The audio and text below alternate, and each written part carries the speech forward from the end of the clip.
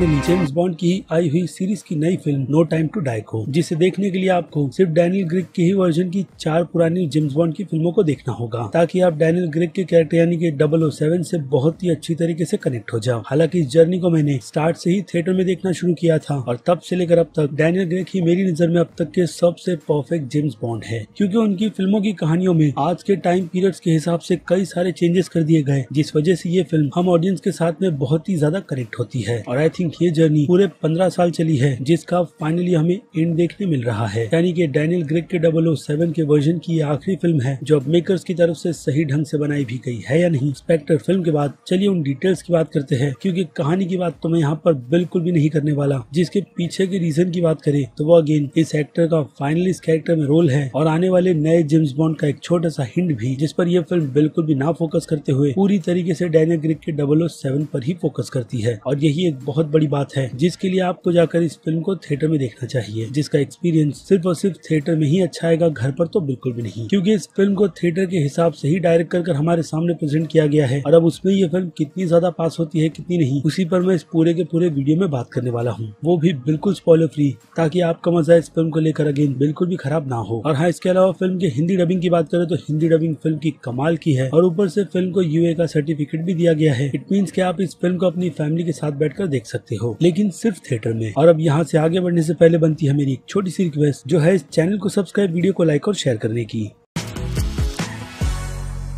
तो फ्रेंड्स, तो इस फिल्म को लेकर फैंस के बीच जो सबसे बड़ी चिंता थी वो यही है कि इसी फिल्म से आने वाले नए बॉन्ड को प्रमोट किया जा रहा है। तो मैं आपको ये बात बता दूं कि ये चीज बिल्कुल गलत है। हाँ, उसमें इसका हिंट तो दिया गया है, लेकिन ये फिल्म उन सभी को इग्नोर कर सिर्फ और सिर्फ इसके मेन कैरेक्टर यानी कि 007 पर ही फोकस करती है, जो रिटायरमेंट के बाद फिर से किस मुसीबत में फंस गया है और फिल्म के विलेन सैफिन के साथ उसका कनेक्शन क्या है। इन्हीं सभी डिटेल्स को देखने में काफी ज्यादा मजा आता है, जो मजा आपको इस फिल्म में ऑलमोस्ट 2 घंटे 40 मिनट तक दिया जाता है। और ये भी एक बड़ा क्वेश्चन है कि इतनी बड़ी रनिंग टाइम के साथ हिस्ट्री में बनी हुई पहली जेम्स बॉन्ड की फिल्म ऑडियंस को इतने घंटे तक थिएटर में बिठाने में कामयाब भी होती है या नहीं, क्योंकि इसके पहले का एक्सपीरियंस स्पेक्टर फिल्म को लेकर कुछ खास ज्यादा अच्छा नहीं था, क्योंकि वो फिल्म आपको बीच बीच में बहुत ही ज्यादा बोर करती है। और उन्हीं गलतियों को ध्यान में रखकर इस फिल्म में भी वैसी ही गलती की गई है, यानी कि फिल्म की लेंथ को बढ़ा रखकर। तो अगर आप ऐसा सोच रहे हो तो मैं आपको बता दूं कि आपकी वो सोच बिल्कुल गलत है, क्योंकि ये फिल्म अपने इतने बड़े रनिंग टाइम के होने की वजह से भी आपको जरा सा भी बोर नहीं करती। और यहाँ तक कि अगर मैं इस फिल्म को कैसीनो रॉयल और स्काईफॉल के बाद बनाई गई एक बेटर डैनियल ग्रेग के वर्जन की जेम्स बॉन्ड फिल्म भी कहूंगा तो भी ये बात बिल्कुल भी गलत नहीं रहेगी। हाँ, इस फिल्म की कंपैरिजन बाकी उन दोनों फिल्मों से बिल्कुल भी नहीं हो सकती, लेकिन फिर भी जेम्स बॉन्ड के यूनिवर्स में बनाई गई ये फिर से एक और काफी अच्छी फिल्म है। अब उन सभी की सभी डिटेल्स पर आए तो लेंथ की तो मैं बात कर ही चुका हूँ। इसके अलावा फिल्म में कमाल का डायरेक्शन आपको इतनी अच्छी चीजें दिखाता है कि आप डायरेक्टर कैरी फुकुनागा की तारीफ करते हुए बिल्कुल भी नहीं थकोगे। यानी अगर देखा जाए तो जेम्स बॉन्ड के यूनिवर्स में मुझे लगता है वो अब तक के सबसे बेस्ट डायरेक्टर है आज की जनरेशन के हिसाब से, जिन्होंने जेम्स बॉन्ड के यूनिवर्स में फैंस को एक परफेक्ट जेम्स बॉन्ड की फिल्म बनाकर दे दी है और ये भी बता दिया है कि आज की जनरेशन की चॉइस जेम्स बॉन्ड की फिल्मों को लेकर किस तरीके की है। और आई एम डैम श्योर कि कैरी फुकुनागा को आगे भी जेम्स बॉन्ड के यूनिवर्स में फिल्में डायरेक्ट करने के लिए दी जाएगी, क्योंकि सच में उनका डायरेक्शन कमाल का है, जिसे बिल्कुल भी इग्नोर नहीं किया जा सकता। और उनके डायरेक्शन के साथ साथ फिल्म के बाकी दूसरे डिपार्टमेंट का भी काम काफी कमाल का है, जिनमें फिल्म की फोटो और सिनेमेटोग्राफी भी 4 चांद लगाती है। इसके अलावा सेट डिजाइनिंग, कलर करेक्शन और फिल्म की लाजवाब एडिटिंग, वो भी एक शानदार बीजीएम के साथ आपको बिल्कुल भी बोर नहीं होने देती। बाकी बात करें फिल्म के टाइटल सॉन्ग की,